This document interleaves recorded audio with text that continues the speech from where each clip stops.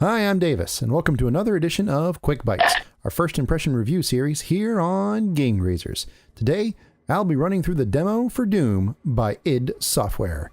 Today's opinions are based on about 30 minutes of playtime, and I managed to complete the demo in its entirety. The first thing I should note for those unfamiliar with my gaming preferences, I am not a first-person shooter guy.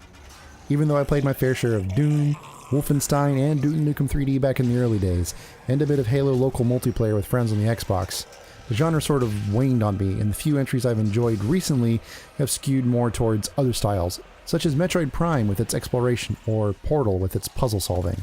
That being said, I found the Doom demo to be a fun and exhilarating time.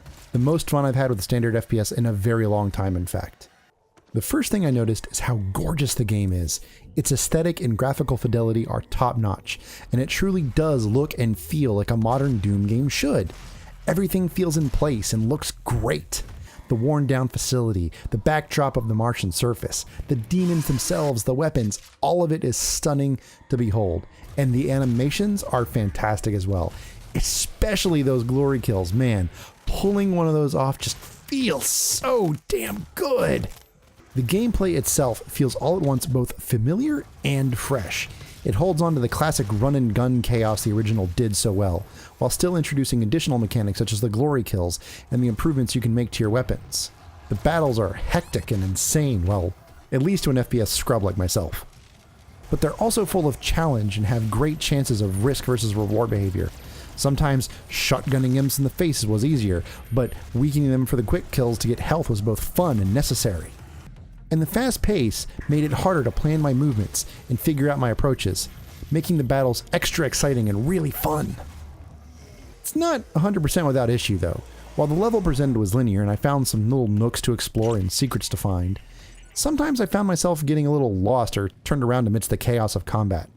I know there's a navigation icon, which I didn't always follow, but the level design itself didn't lead me in specific directions when it needed to. Even if that does harken back to the original a bit, I don't want it necessarily to hold my hand, but some minor graphical nudges are certainly helpful without resorting to me having to check the map in order to figure out where I'm going. Well, let's start wrapping this up and bring in the Grazing Scale. The game looks and sounds like a modern Doom game should, and it is gorgeously gory to boot. The game plays beautifully with tight controls and the chaotic combat is fun as hell.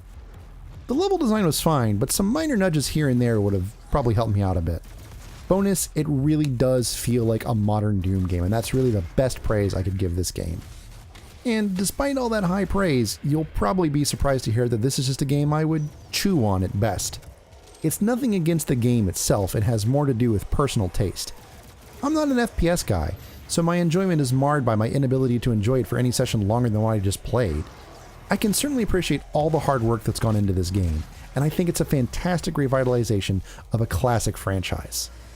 I think FPS fans can, and do, love the hell out of this. That was a pun. Get it? Love the hell. Whatever. But all in all, it's not 100% for me personally. Maybe like 60% for me, maybe 68%? Yeah. If you're an FPS fan, unlike me, I can easily think this is a game that you would certainly devour or gormandize. I may not be all the way on board, but man, I'll tell you what, it's good to have Doom back. That does it for this edition of Quick Bytes. Hope you all enjoyed it, and if you did, why not give it a thumbs up, or share your thoughts down in the comments. And if you like what we're doing around here, you can join the fun by jamming that subscribe button, or you can super help us out by sharing our content around the web. Thanks for watching, and we'll see you next time on Game Grazers. Ciao!